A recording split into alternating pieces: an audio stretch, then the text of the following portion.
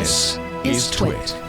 Services down, still growing, 12% year over year, but that's the slowest growth rate since this graph was started, which is what, 2018? This is, by the way, credit to Jason and Six Colors. These are that we're using their beautiful color graphs, your beautiful color graphs that you generate every year. Thank you. Every quarter. Yeah, services is funny. It actually was down sequentially for the first time in 2 years, but its weakest quarter is this quarter for whatever reason.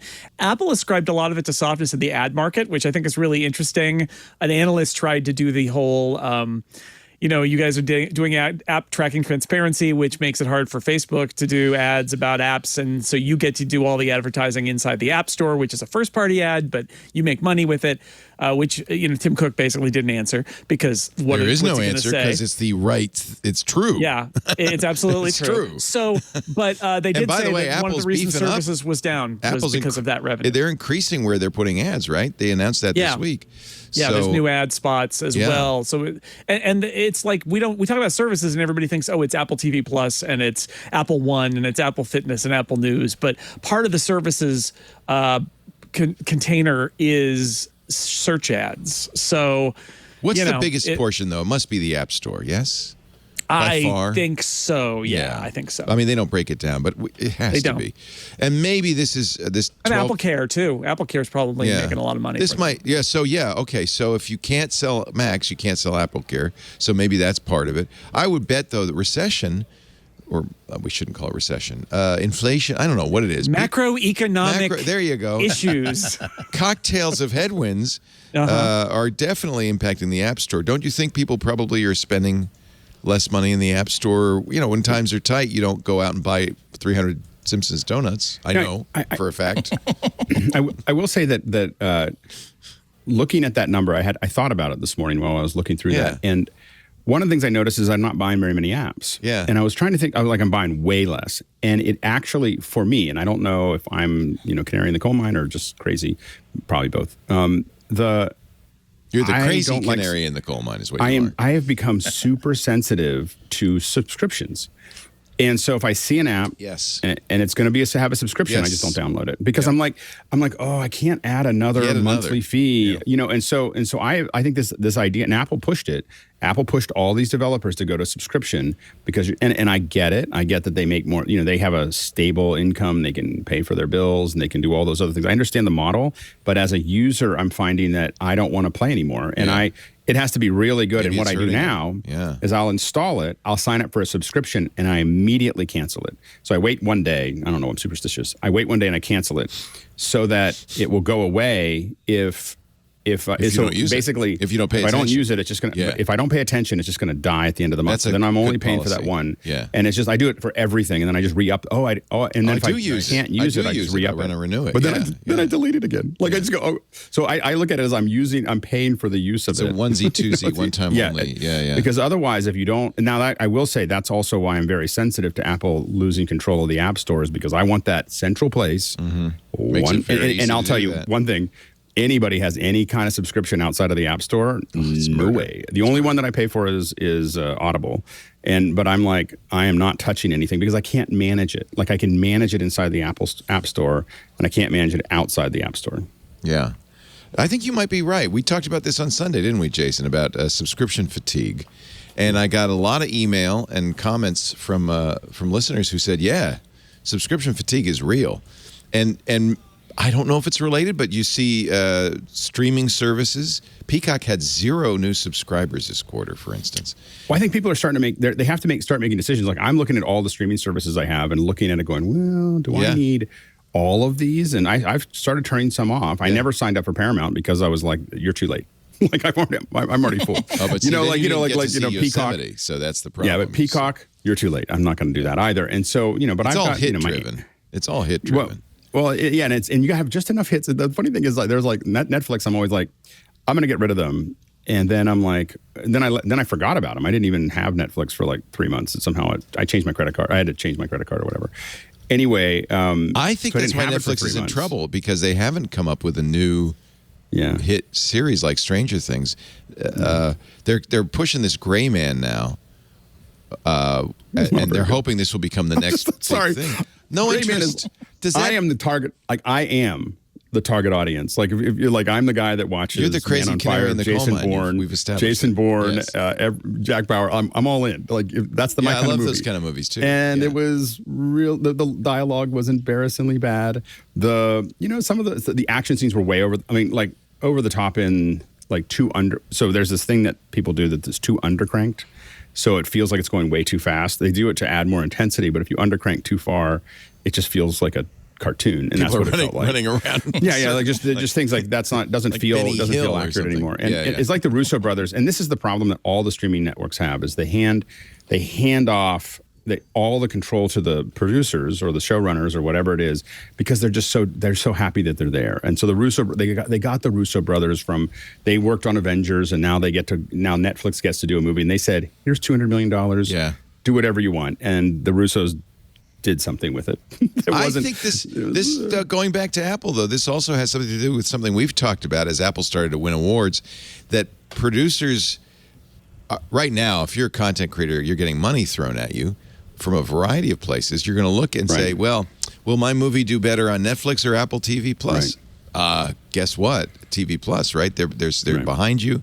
They're probably offering similar amounts of money, if not more. Well, and it's the money to you, but it's also you're looking. This is a stepping stone. Promotion. So you want the money for the production. Like how many are you getting? $75,000 a minute? Or are you getting $250,000 a minute? Or are you getting $1 million a minute? Like those are all things that they're. Jason, you covered this. You have a podcast in the streaming. Downstream at Relay FM. And it's true. And I did for years, I did a podcast with Tim Goodman from The Hollywood Reporter, and we talked about this a lot because he talked to the creators of this. And, it is two things, right? It's the money. And there's also ego, and it's a little bit of both. And, if Netflix is going to offer you way more money than somebody else, but you feel like your show is not, or movie is not going to get promoted, or it's going to get promoted for literally a day, and then no one's going to hear about it again for maybe a year. Yeah. And so, okay, I'll take the money, whatever. But I think what ends up happening if you're a creative person in Hollywood is you start to talk to your agents about calibrating that, like, where do you want to be? Where do you want your stuff to be promoted? Because it's not just about the money you get this time. It's about the money you get potentially next time, right? And so I think Apple TV Plus is an interesting example. One of the reasons Apple wants to win awards for its shows and movies is because of ego, sure, and because it makes them feel like they're legitimate. But it also makes the creative talent who they're trying to woo feel like, if I go to Apple, I'm not going into a black hole. Apple had a Best Picture winner. Apple had Ted Lasso, which swept the Emmys. Apple has done really well in getting because there are fewer shows and movies for them to promote, they make more of an effort for each one of them. And if the money is even comparable, I think you go with that. And all of the streamers have to compete on that level, too, of making the visibility of the stuff. Because if you just Netflix writes you a check and then it gets thrown in the pile and nobody knows that it's even there, like that's good for your bank account, but it's not good for your next gig. Isn't that the decision Scorsese made? He went to Netflix, did The Irishman. I think it kind of sank without a trace. And now where is he? He's at Apple, right? I can't remember Next project is with Apple. Yeah. So right there, in a nutshell, there's the story. I think the long term. I know Apple's year-over-year services only went up 12% this year, and that's important because Apple really has said this is financially where we want to really put all our chips.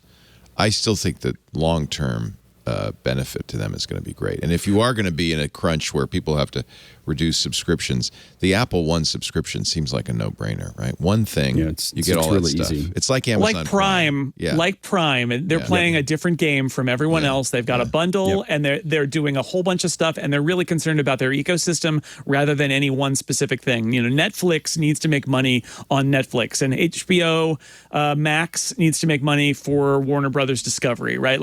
And then there's Apple and Amazon who are like, we'll throw it all in a bundle, and the value proposition is entirely different because I don't use Apple News, but it's in my Apple One bundle, and every now and then I'll use it to read a Wall Street Journal article, or somebody gets Prime and they're for the shipping, but then they get Lord of the Rings, and it's just they're not playing the same game as everyone else. I call it the Kaiser Soze model. Because it's, wait a minute. Okay, wait a minute. Now I'm trying to think. Okay, the usual suspects. He always paid you more than the job was worth. He always paid you more than, because he was always making money on some other deal.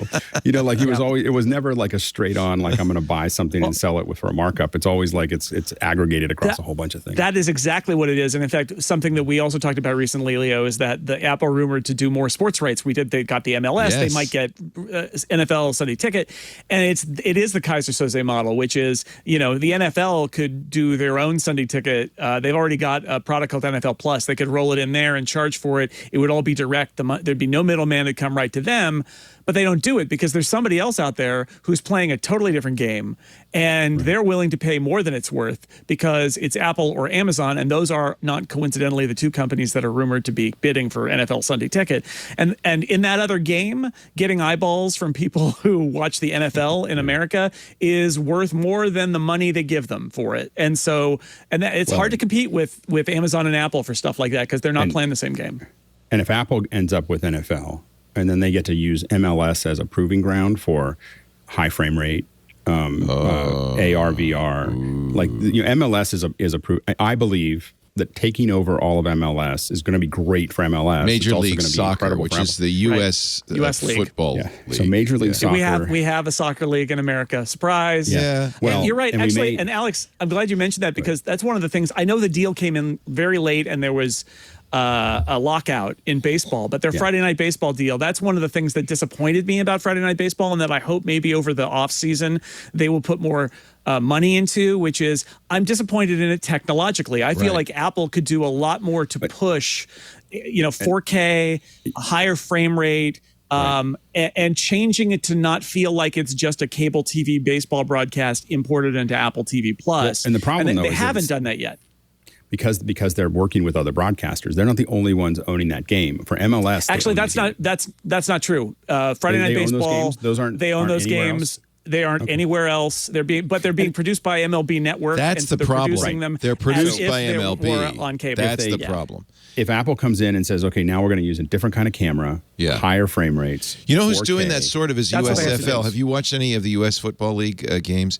USFL, they've got drone shots. They have actually a drone in the huddle. Not dangerous at all. It's crazy, exactly. But I guess they got helmets. It gets you excited about the potential, and that's what you're saying, and I think that's exactly right.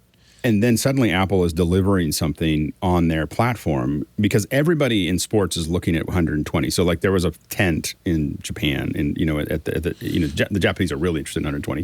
120 frames per second. You're talking about, and they were viewing parts of the sports in 120 frame per second, 8K, HDR on these huge screens. It's stunning, and it just looks like a window. I didn't see it, but But you can't deliver it over cable or over satellite. You have to stream it. But you can stream it. Yeah. So you can, now, if only you had an Apple TV with a chip that was able to do 120, which already is in the last one that came out. Wow. So it's all there, and all Apple has to do, is turn it on. Yeah. And so you could end up with this. And then what happens when you start during the game, there's VR and AR opportunities. There's all kinds of other things for glasses. There's all kinds of things that they can start doing. That it's just anytime you work with a broadcaster who's already doing it or a company that's already done it, they have a machine. It is so hard. I do this all the time. Is work with them. It's so hard to get in because they get paid to have it do the thing, and they don't want to change a lot of things. And we do 1080i. let's just stick with 1080i. And getting to 1080p is a big deal, let alone 4K for these productions. And now Amazon has gotten to 4K on, I think 4K 60 on for the Thursday night games. But and then you have to build the whole pipeline. You have to have all the things that Apple has to be able to do this. To innovate the way sports is covered, you have to have the devices, you have to have the transport system, you have to have, the contracts. So Apple is like slowly tying all these bits together to, arguably the most valuable real estate on TV, which is live. Because live is still something you have to, you can't skip the ads because there's just, you can walk out or whatever, but otherwise they're there. Apple's deal with Major League Soccer starts next year, and it's for 10 years.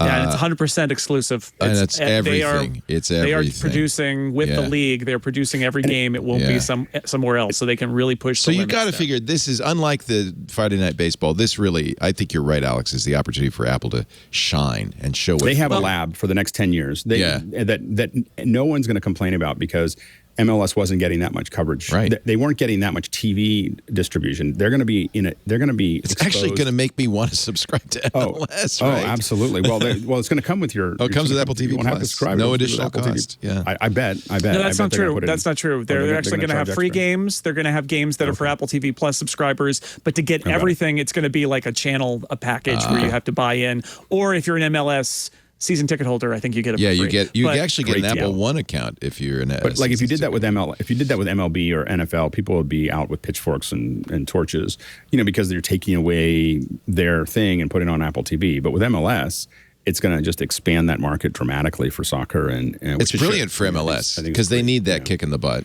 and it's brilliant for Apple. Yeah, and first year may just be them figuring out how to do it. So we may not see any of the things I just talked about, but I bet you, as long as they have somebody who can say, go, go, go, go, go, go, go, go, go. I'm sure they've got that guy on. Andres Cantor probably is on tap for that.